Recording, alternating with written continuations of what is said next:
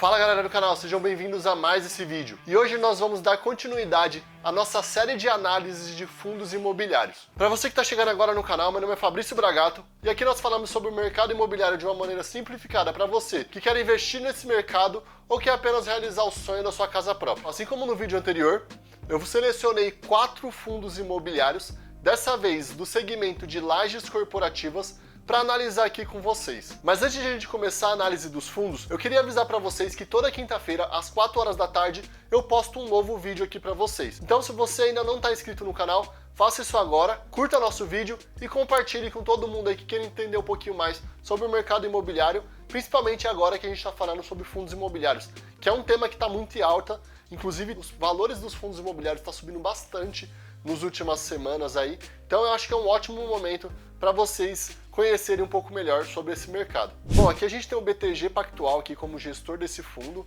que é um banco bastante conceituado, tá, pessoal? Aqui na segunda parte tem uma visão geral, né? O IPO desse fundo foi em 2012, significa que é um fundo que tem uma história ali, então você consegue fazer uma avaliação bacana, tá? Aqui fala um pouquinho da taxa de administração, tudo mais, quantidade de cotas que foram disponíveis, o ticker, né, que é o código dele para negociação na B3, que é o BRCR11. Aqui embaixo a gente tem os principais indicadores. Então a gente tem um valor de mercado de 1,9 bilhões de reais, tá? O valor da cota no fechamento de agosto, R$ 70,40. Valor patrimonial, 2,7 bilhões. Quando a gente compara com o maior fundo de galpão logístico, que a gente avaliou no vídeo anterior, a gente pode ver que tem uma diferença relevante aqui, né? Mas é óbvio, né? Um galpão logístico ele tem um custo, né? A área dele, inclusive, é maior do que a de lajes corporativas, né? Mas eu vou mostrar também que os imóveis que a gente tem nesse fundo, eles são muito bons, tá? O valor patrimonial, na verdade, aqui, dividido pela quantidade de cotas, né? Isso daqui a gente utiliza para fazer o P sobre VP, que nesse caso aqui vai dar 0,7. Ou seja, eles estão com um deságio aqui de 30%, né? Eles estavam nessa data, na verdade. Então, de 30%, que é um deságio muito bacana. Mas tem um porquê de ele ter esse deságio, tá, pessoal? Porque o segmento de lajes corporativas aqui ainda é um segmento que tem muita incerteza. Porque muitas empresas, né, na pandemia fecharam seus escritórios, devolveram. Vocês podem ver que tem uma vacância física aqui relevante, né? Praticamente 1/4 dos prédios dele estão desocupados, tá? Então, esse é uma preocupação desse segmento. Muitas empresas estão voltando. Já é fato que a maior parte das empresas não vão ficar 100% remoto, né? Elas vão ter uma parte do tempo, né, uma quantidade de pessoas que vai ter que vir para os escritórios, né? Porque o RH das empresas verificou que dessa forma, né, o formato híbrido é o mais adequado para o negócio deles, né? Não entramos aqui no mérito do ser ou não ser, tá? Mas é isso que está definido. Mas ainda está meio incerto, a gente está, né, com uma crise global que está afetando muitos mercados. Então a gente tem essa vacância física aqui, que também, né, impacta no valor das cotas, que é o 70%, 0,7 na verdade. E isso acaba impactando aqui na vacância física, né, que, né, é um dos fatores que acaba impactando no valor da cota, né. Então a gente tem lá os 30% de deságio, em partes por conta dessa vacância, tá? Aqui é a vacância física, ou seja, é o percentual dos imóveis, então quase 1/4 dos imóveis, né, de todos os escritórios e imóveis que eles têm, está desocupado. Então isso significa que se a gente tem 10 prédios, né, eu digo que 2,5 ou 2 prédios e meio estão desocupados. E quando a gente fala da vacância financeira, o que acontece? Os valores dos imóveis, dependendo do andar e da característica do imóvel, ela tem preços diferentes. E não necessariamente os imóveis que estão desocupados aqui, eles são os mais caros. Porque se eles fossem os mais caros, essa vacância financeira ela seria ainda maior. E se vocês quiserem entender um pouquinho mais sobre essa questão da vacância, deixa aqui no comentário que no próximo vídeo eu falo sobre isso com um pouco mais de detalhe para ficar mais claro para vocês, tá? Esse é o valor aqui do dividendo que foi pago no último mês em relação por cota, né, 47 centavos por cota. Esse é o dividend yield anualizado aqui de 8,3, tá? Só lembrando que esse rendimento mensal aqui dá 0,67% ao mês. Mas, né, o ponto aqui que a gente sempre avalia é o para 12 meses, que é o anual, para a gente poder comparar com CDI ou com renda fixa, outros investimentos. 8,3 é um rendimento modesto ali, tá? mas é aquele ponto, né? Você pode ganhar bastante na valorização da cota, apesar do dividend yield ser relativamente baixo aqui. É o impacto dessa vacância física que a gente tem aqui. Isso daqui fala um pouquinho sobre a liquidez, tá?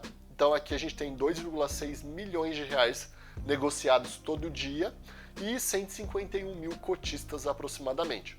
Eles têm 15 imóveis, e aí, diferentemente do galpão logístico, quando a gente fala em imóveis aqui, galpão logístico, geralmente você tem um galpão para um cliente. É óbvio que você pode ter um centro logístico que está dividido por vários clientes, mas de uma maneira geral, aqui quando a gente fala de imóveis, são prédios comerciais. E ali você tem vários andares que podem ser alugados para vários inquilinos. Logo aqui para baixo eu vou mostrar uma lista para você dos inquilinos que a gente tem para esse fundo imobiliário. E aqui a gente tem a classificação desses imóveis, né? AAA ou A, então 80%, né? É AAA aqui ou A, né? Que é uma classificação muito boa.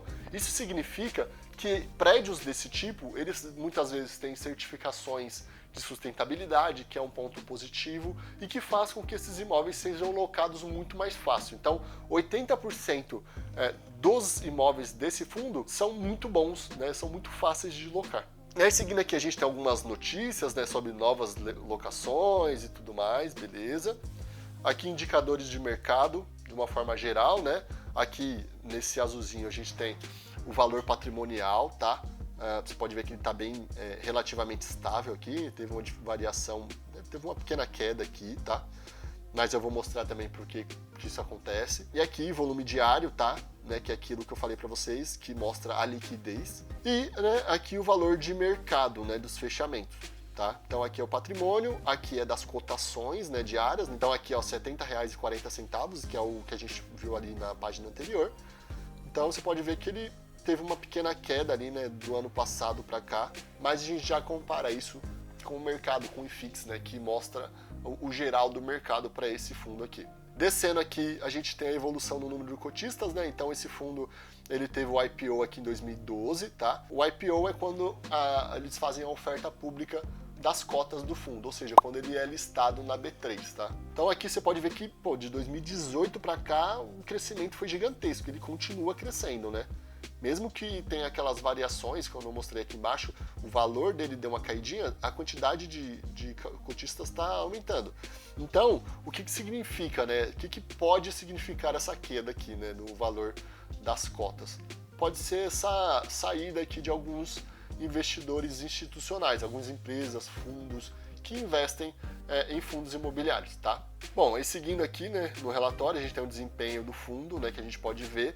Aqui a gente está falando da vacância, que eu estava comentando para vocês, né, vacância financeira aqui, que está 19,9%. Indicadores de resultado, né, então aqui é a parte financeira, esses azulzinhos são as distribuições, aqui é o patrimônio líquido por cota, lucro que eles tiveram. E aqui é o FFO, tá, pessoal? Que é essa medida aqui que mostra despesas e receitas, né, do fundo. Também, se vocês quiserem saber um pouquinho mais, eu faço um vídeo específico sobre esses detalhes, tá, pessoal? Porque senão o nosso vídeo aqui vai ficar gigantesco. Bom, seguindo aqui tem informações financeiras, né? Isso aqui é mais a demonstração financeira do fundo, tá? Entradas e saídas de dinheiro. Aqui tem o portfólio, né, que eu comentei para vocês, então aqui você pode ver que a maior parte é AAA e tem esse daqui. Aqui você consegue ver quem são os locatários, né, quem são os inquilinos, tá?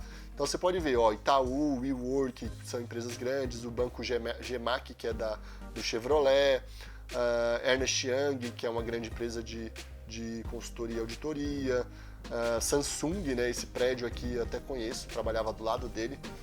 É um prédio gigantesco, bem legal também, é um prédio novo relativamente. Cargill também, grande empresa, trabalha no setor, tem vários setores na verdade, né? Mas tem agronegócio e tudo mais. Petrobras, Sanofi, são grandes empresas, Volkswagen, né? Então pode ver que são grandes clientes que eles têm, tá?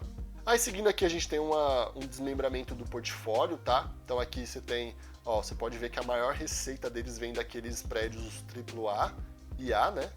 Esse daqui, né, 80% é desses dois aqui, né, que é o que a gente viu na primeira página lá do resumo.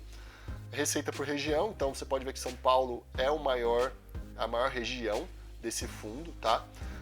Receita por setor, então a maior parte aqui são outros, então você pode ver que está bastante diversificado. Tem uma parte aqui financeira que é um pouco mais relevante, mas ele está bastante diversificado aqui, tá?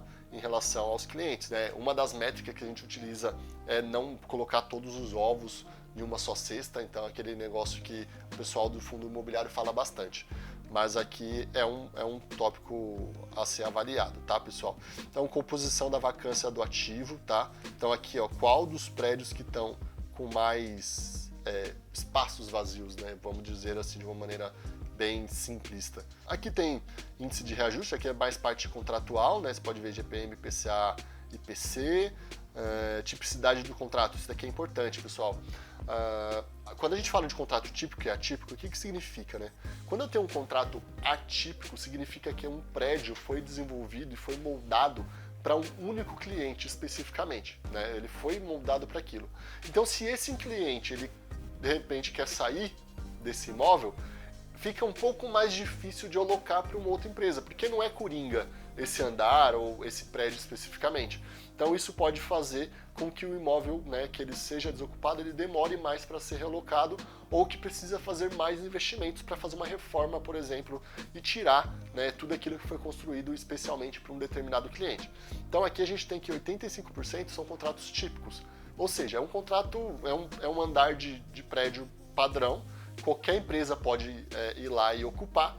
Isso facilita caso o inquilino deseje sair do seu imóvel, tá? Então, isso é um indicador positivo também para esse fundo aqui. Aqui a gente tem um cronograma de vencimentos, ou seja, pode ver que mais de 50% deve vencer depois de 2026, o que é bom, tá?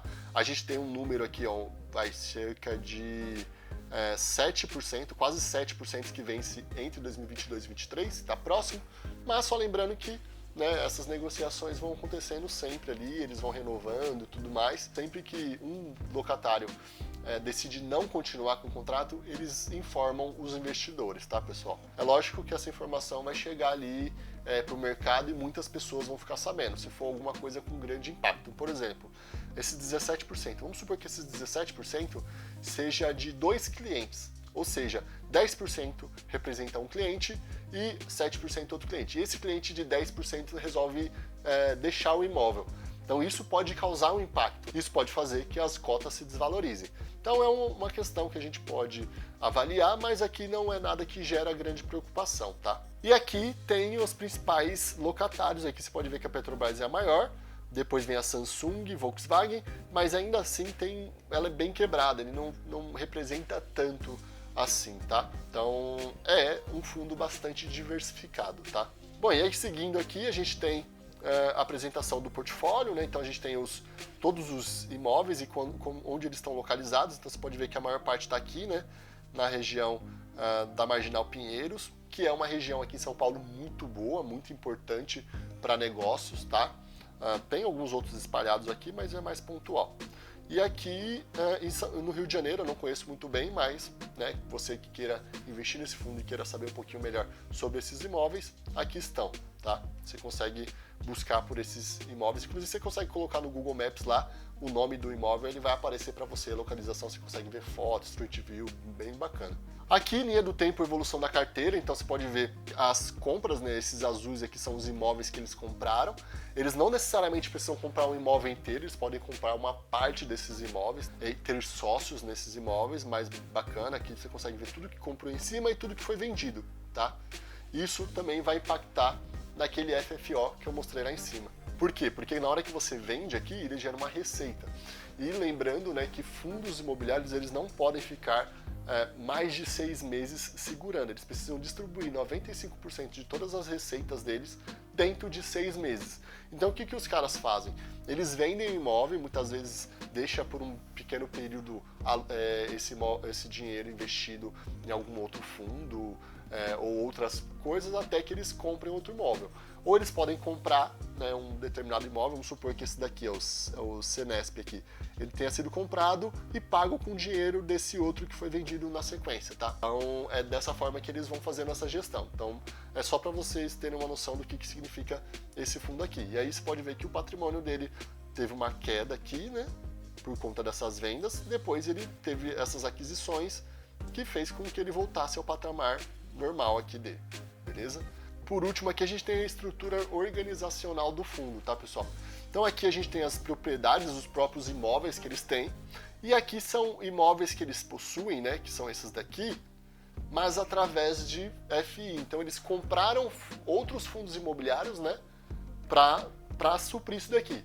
Bom, pessoal, aqui nesse gráfico a gente consegue avaliar, né, o desempenho do fundo que a gente está avaliando, que é esse azulzinho aqui, em relação ao IFIX, que é o índice que replica o desempenho de uma série de fundos imobiliários que estão listados na B3, tá, pessoal? E só lembrando que ele não considera somente a valorização da cota, mas também, né, os dividendos que são pagos. Então, é só uma métrica para a gente avaliar como que está o fundo que a gente está avaliando em relação ao mercado. Então, vamos lá, pessoal. Você pode ver que o IPO dele lá em 2012, tá? A linhazinha azul. Veio seguindo aqui, sempre meio que replicando, né, o desempenho do IFIX. Na crise também caiu, basicamente com a mesma proporção, né, praticamente. E, né, depois da pandemia, né, da grande queda da pandemia, você pode ver que ele não se recuperou da mesma forma, né, não cresceu como ele deveria ter crescido, né, em relação ao IPO dele lá atrás. E por que isso acontece, pessoal? Como eu falei para vocês, o segmento de lajes corporativas ainda está sendo prejudicado por conta da pandemia. Não foram todas as empresas que voltaram ao trabalho presencial, a maior parte das empresas voltaram no formato híbrido, e isso tem um grande impacto na alocação desses imóveis. Mas isso já está refletido lá, né, naquele deságio que eu mostrei para vocês de 30% em relação ao valor patrimonial. Inclusive, né, esse fundo acaba sendo um pouco mais volátil exatamente por isso, né? Quando a gente tem uma queda aqui, você pode ver que ela é mais acentuada quando a gente fala desse fundo. Mas também quando a gente sobe, né, quando tem uma valorização do fundo, ele é também maior, tá? Pode ver aqui, ó, em julho, né, cerca de um mês atrás, um pouco mais de um mês e meio atrás, ele voltou a valorizar, né, depois de uma pequena queda aqui, né?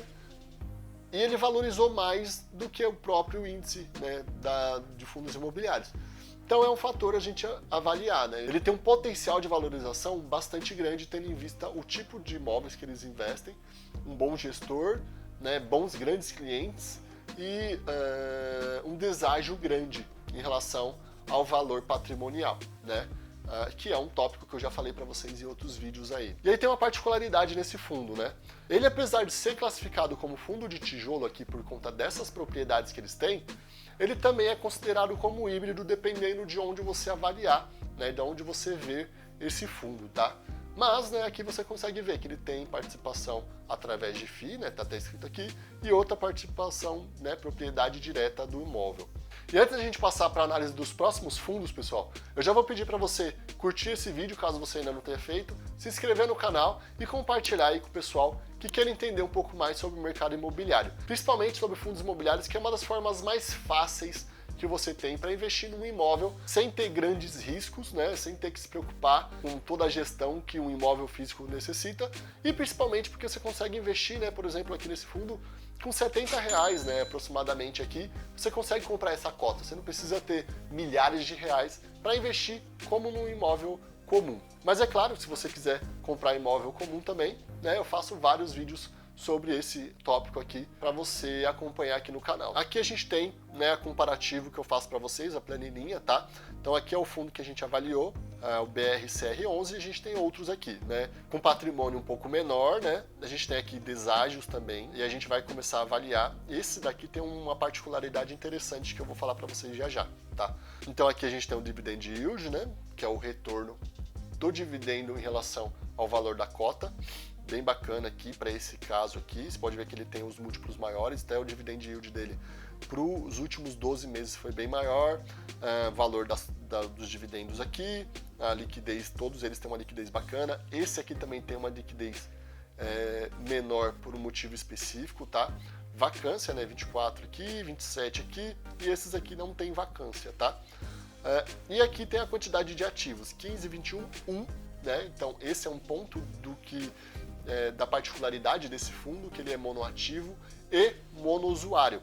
Esse fundo imobiliário, ele é de um prédio em Brasília, ele tem 3 torres com 16 andares e está alocado para o Banco do Brasil, é onde funciona a sede administrativa do Banco do Brasil.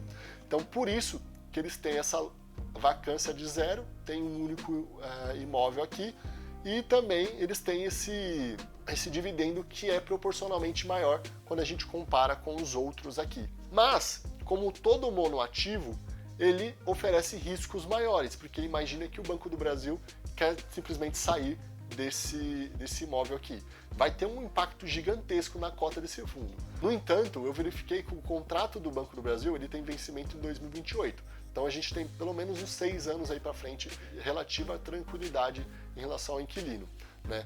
Outro ponto positivo é que a classificação do prédio que eles têm é AAA, né? O que confere também uma facilidade maior para alocar esse imóvel caso o Banco do Brasil decida sair. E principalmente porque ele está localizado em Brasília e Brasília não tem muitos prédios com essa mesma classificação. Outro ponto específico que o contrato que eles têm aqui é típico, ou seja, o prédio ele não foi construído e moldado para o Banco do Brasil. Então qualquer outra empresa pode ser locatária desse imóvel. Então são pontos a ser considerados, mas tem atenuantes, tá? Principalmente quando a gente avalia aqui, né, o maior prêmio que eles pagam. Então, se você tem um pouco mais de risco, a tendência é que você tenha um retorno maior. Então aqui você pode ver, né, isso refletido no dividendo deles. Pagam dividendos maiores porque o risco é um pouco maior também. E, né, consequentemente, por ser um fundo monoativo, ele tem uma liquidez menor, então muito menos negociações. Né, 874 mil, quando a gente fala de milhões para os outros, né, pelo menos o segundo colocado aqui em termos de liquidez, ele tem quase 3 vezes a liquidez desse fundo, tá? Então, mas e aí? E outro ponto também é que esse fundo é relativamente novo, ele foi o IPO dele aqui em 2019. Esse outro aqui já vê que é de 2008, né? Já é um fundo bastante antigo. E o mais novo é esse daqui, né? 2020, tem um pouco mais de 2 anos ali, tá? Mas você pode ver que o design, né? Tipo, o preço dele já está praticamente batendo com o valor patrimonial. É óbvio, né, que esse valor aqui, né, como a gente avaliou nos fundos do vídeo anterior, pode chegar ali 1.10, 1.15, né, no caso do vídeo anterior que estava 1.18. Então, se a gente considerar que ele pode chegar a 1.18, né, é lógico, para você saber se ele pode ou não, outras análises precisam ser feitas, e é muito difícil você precisar isso. Vai depender muito do mercado, do momento do mercado. Talvez não seja nem real para o momento atual de lajes corporativa a gente tem uma valorização ali de 18% acima do valor patrimonial, né? Mas em algum determinado momento do mercado isso pode acontecer, tá? Ele tem uma liquidez muito boa, 4 ativos e é gerido pelo BTG, que é o mesmo que a gente está avaliando aqui no primeiro fundo, tá, pessoal? Só lembrando, toda quinta-feira às 4 horas da tarde tem vídeo novo, né? Se inscreva no canal para você, ativa o sininho aí para vocês receberem notificação sempre que eu postar esse vídeo nas quintas-feiras, né? E, né, se você ainda não assistiu os outros vídeos que eu falo sobre fundos imobiliários, eu vou deixando, né, durante o vídeo eu vou deixando vários cards em cima e também vou deixar a playlist de fundos imobiliários aqui no final do vídeo. Muito obrigado e até o próximo.